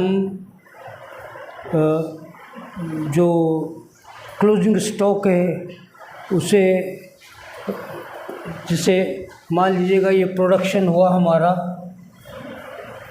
1,000 वस्तुओं का, लेस क्लोजिंग स्टॉक करते हैं मान लीजिए 200, तो बिकी कितनी 800, यही मतलब हुआ ना। तो यदि सेल्स हमें दे रखा है और हमें प्रोडक्शन पर पहुंचना है तो रिवर्स चले, अर्थात यदि सेल्स 800 हुआ है तो प्लस क्लोजिंग स्टॉक करें 200 तो हमारा प्रोडक्शन हो जाएगा 1,000, पहुंच जाएंगे। बात सही है ना, यही है ना, इसी सिद्धांत पे चल रहे हैं। ओके, ध्यान रखना। हमें प्रोडक्शन मालूम करना कितना प्रोडक्शन हुआ, क्योंकि प्रोडक्शन नहीं दे रहा कितना हुआ, सेल्स दे रहा है। अब हमें पहुंचना है प्रोडक्शन पर, तो क्लोजिंग स्टॉक उसमें जोड़ दें, यही मतलब है। और क्लोजिंग स्टॉक कितना था उसने दे रखा, अमाउंट में ज़्यादा देखिएगा 7,200 कुछ दे रखा था, हाँ अंत में, पर वो अमाउंट में है, क्वांटिटी में नहीं, ध्यान रखना। अब क्योंकि हम सेल्स से वहाँ चल रहे हैं और सेल्स को हमने ये माना था कि 1 डज़न में 13 वस्तुएं होंगी, यही माना था, प्रश्न में देख लें, 12 नहीं माना था। तो total sales in dozen at the rate of 13 की दर से, तो 600 को 13 से गुणा करें, क्वांटिटी को, केवल अमाउंट को नहीं, केवल क्वांटिटी के कॉलम 7,800, और 500 को गुणा करें फिर 13 से, बी में 15 5 65 6,500। ठीक, इतनी क्वांटिटी में माल का उत्पादन हुआ था, हो गया। अब आगे देखिएगा उसके बाद, अब क्लोजिंग स्टॉक बच गया, मैंने बताया था रिवर्स चल रहे हैं हम, तो क्लोजिंग स्टॉक को जोड़ दें, ठीक है, ऐड क्लोजिंग स्टॉक,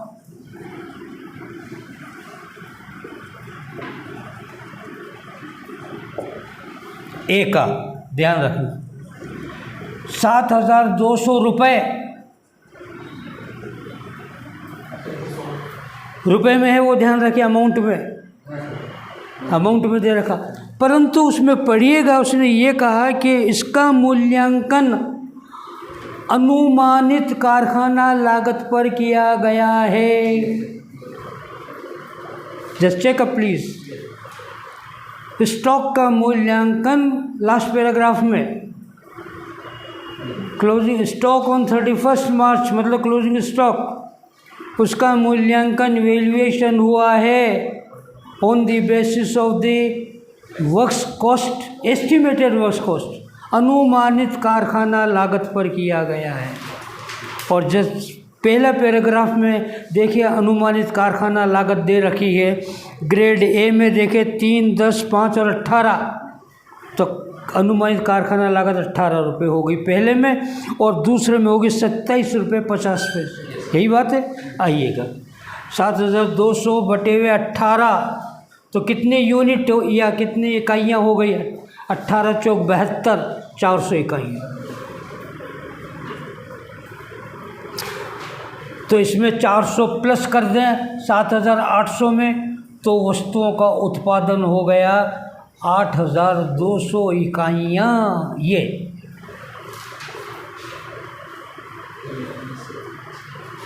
और बी का कैलकुलेशन चेक करें इसी बेसिस पर।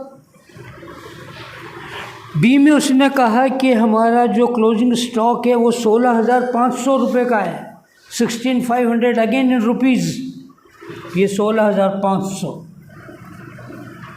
ये भी अनुमानित कारखाना लागत पर आधारित है और उसकी लागत दे रखी है अनुमानित 27 रुपये 50 पैसे प्रति इकाई। चेक करें तो 27.5 का भाग दे दें, बोलिए कितना? 600।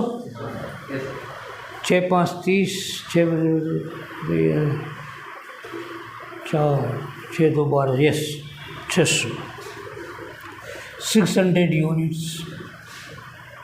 ये इधर प्लस कर दें बी में 600 इकाइयाँ, तो अब हो गया 7100 इकाइयाँ। ये है एक्चुअल प्रोडक्शन,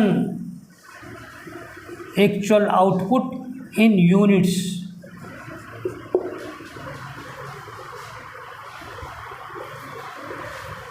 ये वास्तविक उत्पादन हो गया प्रति इकाई। ये देखा 13 का एडजस्टमेंट इस तरह से होगा क्योंकि हमें आउटपुट मालूम करना है। अब प्रश्न उठता आउटपुट क्यों मालूम करें? क्योंकि प्रश्न में क्या कह रहा है? प्रति इकाई लागत बताइए। तो प्रति इकाई लागत तब होगी जब हमें मालूम हो कि उत्पादन हुआ कितना। कुल लागत में इसका भाग दोगे तभी तो प्रति इकाई आएगा। यही प्रश्न है इसमें। ये ज्ञात करना ही सबसे इम्पोर्टेंट काम है। बाकी स्टेटमेंट कुछ भी नहीं है, बहुत सरल। अभी आपके सामने आएगी पिक्चर। ये ज्ञात करना जरूरी है और इसके लिए ये ज्ञात करना पड़ेगा। 13 वस्तुओं के लिए कह रहा हूँ, 12 नहीं। आप 12 से कर देंगे तो गलती हो जाएगी। पता लगा कठिनाई का एरिया का कहाँ और क्या था? ये था।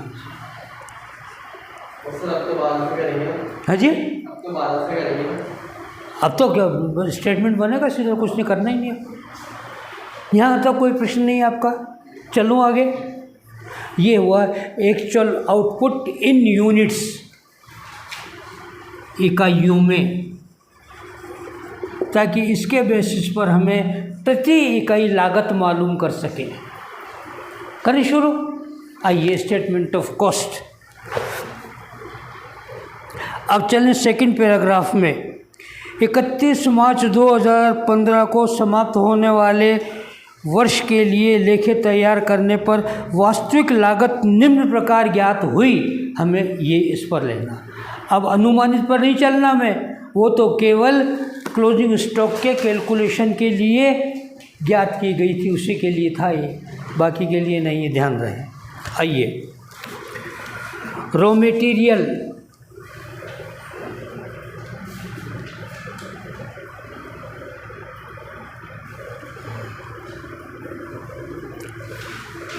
$28,700 B, $28,400 डायरेक्ट लेबर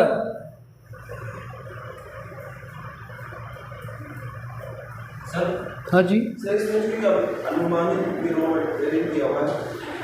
हाँ अनुमानित दे रखा ना सर, इसका मतलब वो नहीं होगा।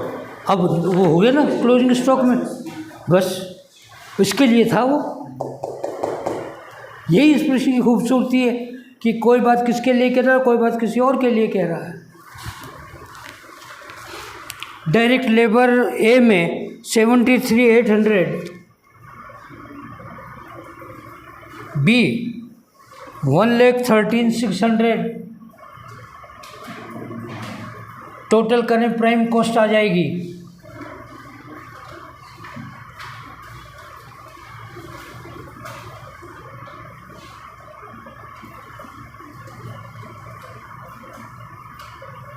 $1,02,500। ग्रेड ए में आ रहा। मेरा कैलकुलेशन चेक कीजिएगा। हाँ जी 1,42,000 in B.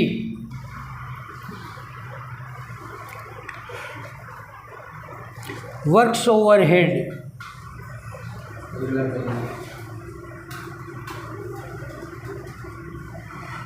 total given to you 1,12,400.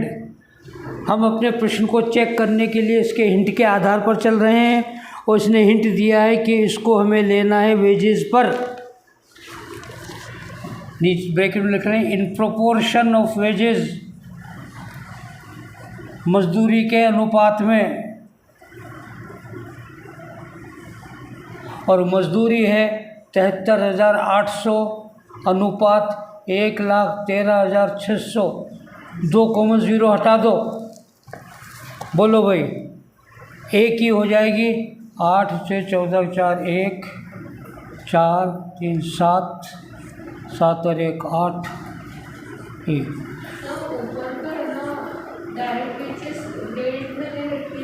पढ़ें, excuse me,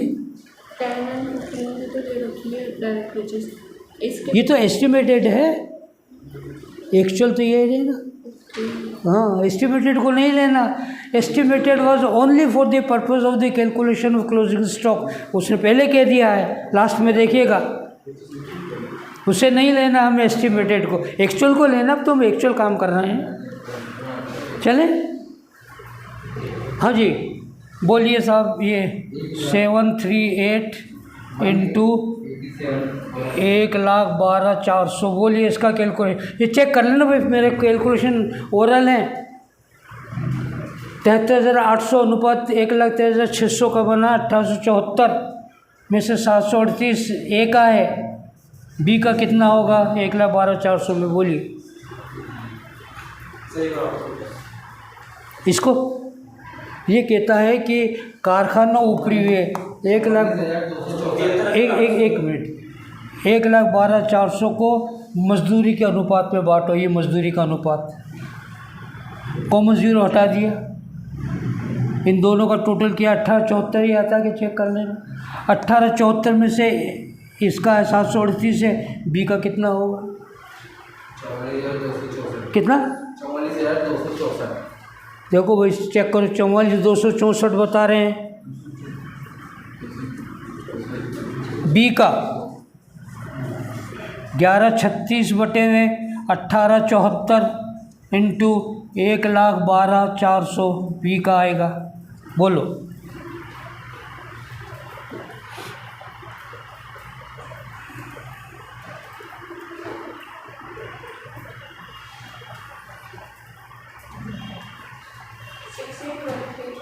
fifteen 68135, okay.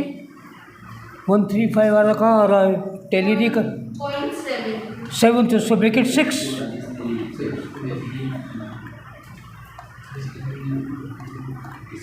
Yes, correct होना चाहिए। चेक करो भाई, इनका ये आ रहा है 1,12,400 तो टोटल है भैया। हाँ, टोटल आ गया। नहीं, ये दोनों अलग अलग सही आ रहा है क्या, ये चेक कर लो।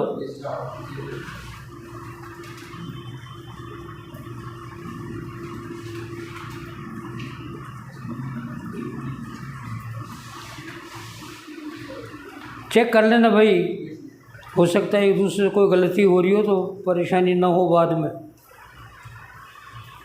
Now total heat up works cost,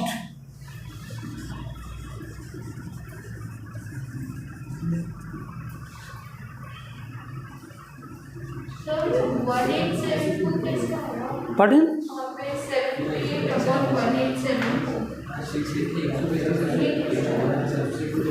एक प्रोपोर्शन है, प्रोपोर्शन को एलसीएम लेंगे तो ये तो बनेगा 738 प्लस 1136 जोड़िएगा 748, कॉमन 0 हटा दी, 738 और 1136 total up please 1874 is okay. Out of this is the relating to A and this much relating to B। अब बोलो भाई,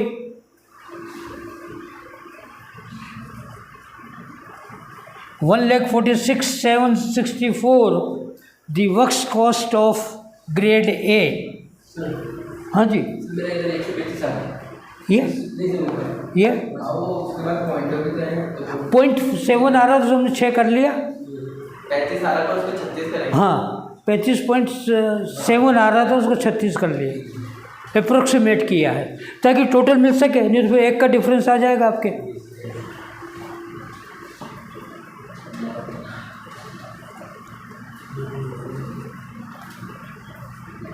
$2,10,136 इन बी, चेक कीजिएगा कैलकुलेशन।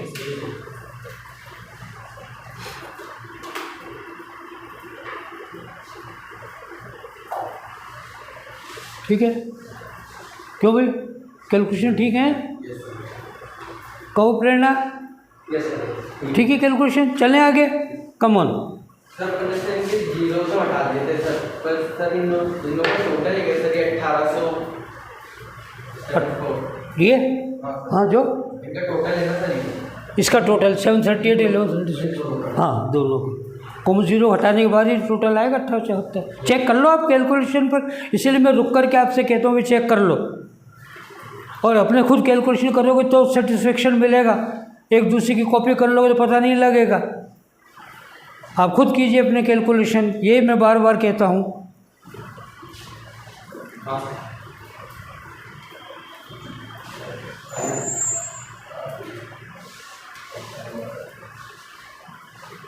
ठीक है, चलें आगे, क्यों भाई?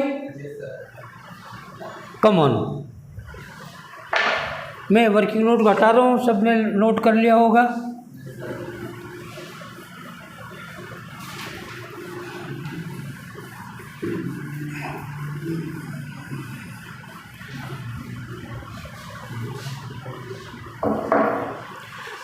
आगे कंटिन्यू आप कीजिएगा, मैं इधर ले रहा हूँ इसको।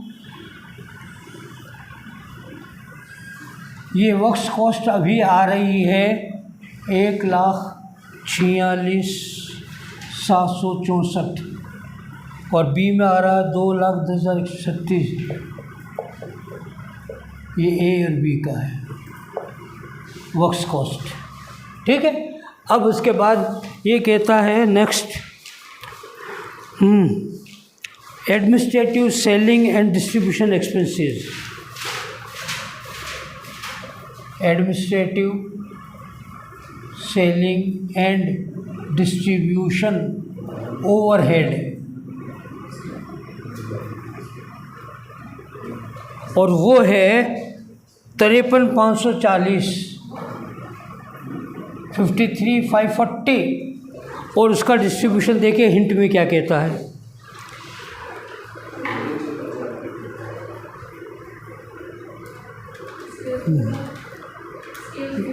And excuse me, okay, there's some urgent work, go ahead.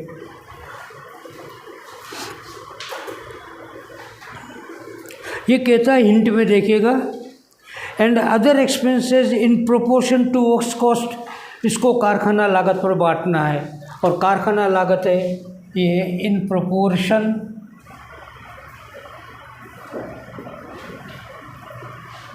1,46,764 अनुपात 2,10,000। ओहो, फिगर बड़े ख़राब आ गए। अब टोटल करो इसका तो कोई भाग जाता नहीं। वही देखो 6 4 10 की 0 1 7 3 1 2 7 9 6 1 5 3,56,900 आ रहा मेरे तो। इसका टोटल दोनों का चेक करना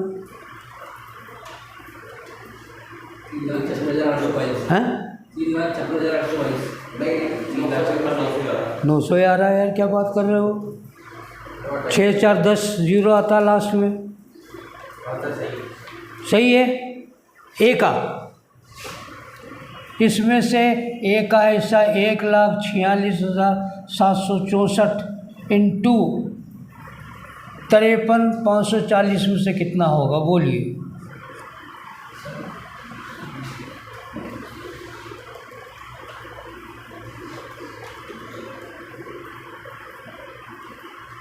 पहले भाग दे करके फिर गुणा कर रहा, पहले गुणा करके करोगे तो फिगर आएगा नहीं, उसमें एरर आने लग जाएगी, बड़े फिगर हैं।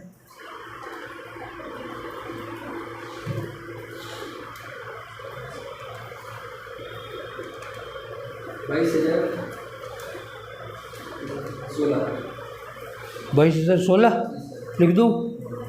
चेक करो भाई।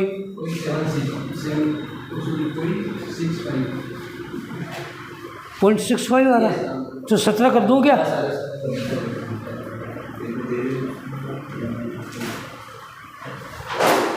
चेक करो भाई, ये 22,017 बता रहे हैं, 0.65 को 17 किया है हमने।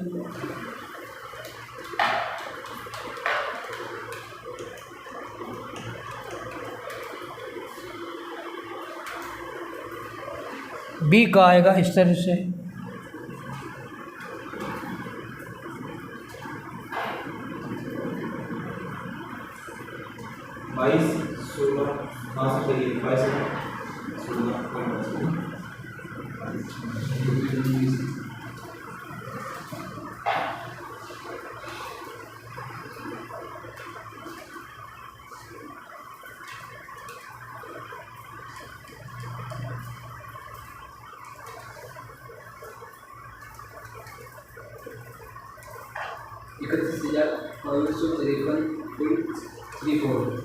इकतीस हजार 523 मान लेते हैं, 0.34 को छोड़ देते हैं। चेक कर।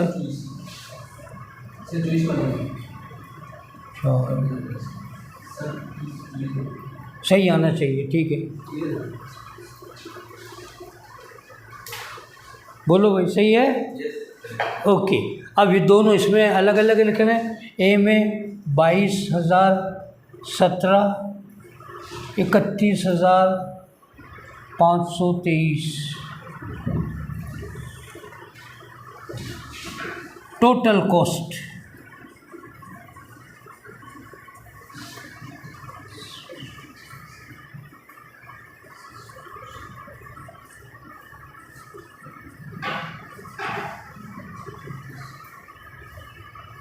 अड़सठ 781 आ रहा है टोटल कॉस्ट ए का।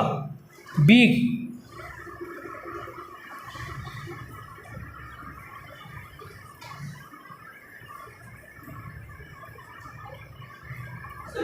$241,659 इन बी।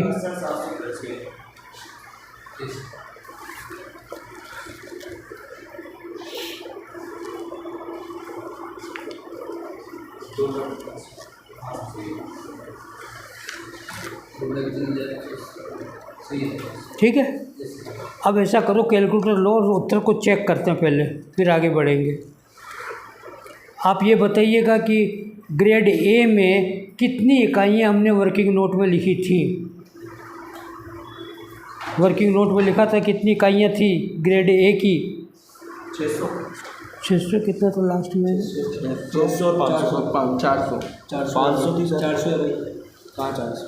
600 400 600 और ये 600 था। फिर अपन ने 1300 को ये बोला था, जब 1300 अपना वो आया था। फिर अपन ने 8,200 आउटपुट लिखा था ना, ये हुआ 8,000। 1 मिनट लेना। 68,781 में 800 का भाग दो। 800 का भाग डिवाइडेड बाई 800 85.97,625 कितना? 85.97,625 नहीं, गलत आ रहा उत्तर, कुछ और शो कर रहा है, ये कह रहा हूँ मैं। 20 रुपये 59 पैसे आ रहा है, ये इतना डिफरेंस थोड़ी आएगा। देना आपका वर्किंग नोट मैंने मिटा दिया। कॉस्ट पर आर्टिकल मतलब प्रति इकाई, तो 20 पॉइंट ये आएगा जो इसमें। हाँ ये आना चाहिए उत्तर। वर्किंग नोट आपका यही है ना, 8,200। 8,200 को गुणा करना 20.59।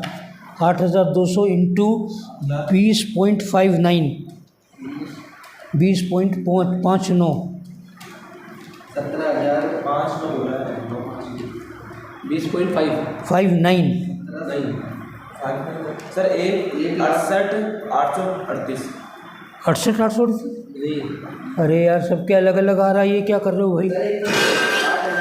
सर वापस फिगर बोल रहे हैं 8,200। एक मिनट दोबारा फिगर बोलते हो, दोबारा नोट कर लो। 1,68,100 68,700। अरे ये टोटल गलत हो रहा है।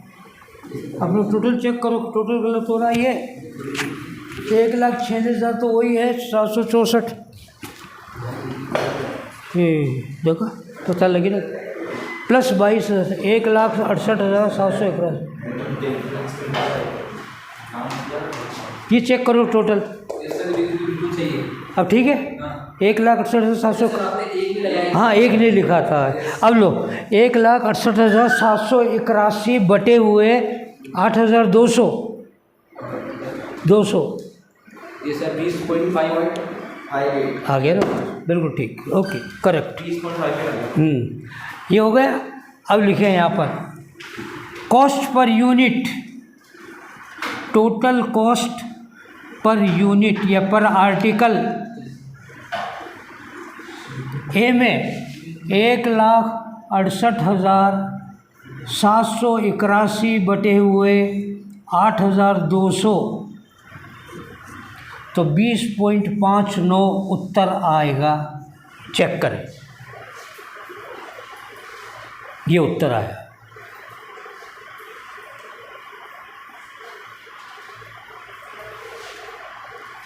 चेक कर लो। और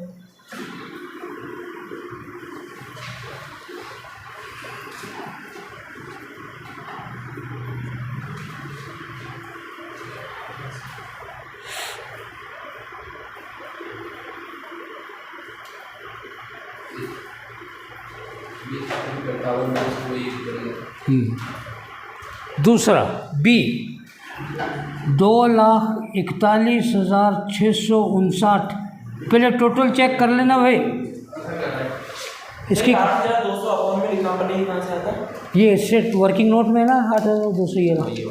ये कितना दूसरा कितना 7,000 7,7100 है। 7,100 का भाग दे।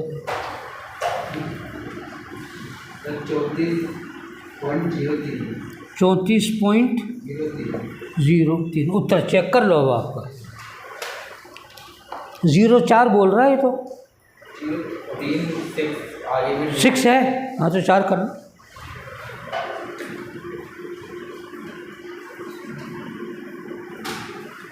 ये देखिए इस तरह से ये होगा।